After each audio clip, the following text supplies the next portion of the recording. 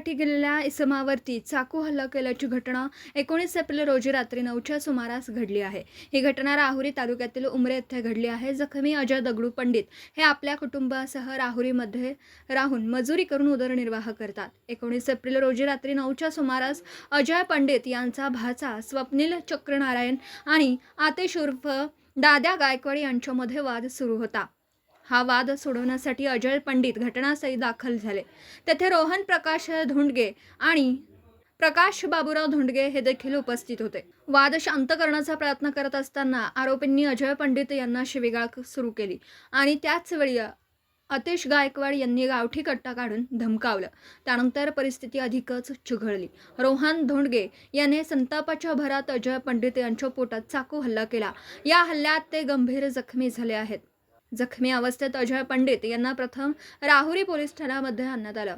त्यानंतर ग्रामीण रुग्णालय राहुरी येथे प्राथमिक उपचार करण्यात आले। प्रकृती गंभीर असल्याने त्यांना पुढील उपचारांसाठी अहिल्यानगर येथे हलवण्यात आलं।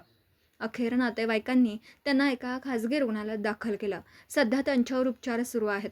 या प्रकरणी अजय पंडित यांनी दिलेल्या फिर्यादीवरून रोहन प्रकाश धोंडगे, आतिश गायकवाड आणि प्रकाश बाबूराव धोंडगे यांच्या विरोधात जीवे मारण्याचा प्रयत्न केल्याचा गुन्हा दाखल करण्यात आला आहे। तर पुढील तपास पोलीस निरीक्षक संजय ढेंगे यांच्या मार्गदर्शनाखाली सुरू आहे। दीपक साळवेसह योगेश पवार, न्यूज 14 राहुरी।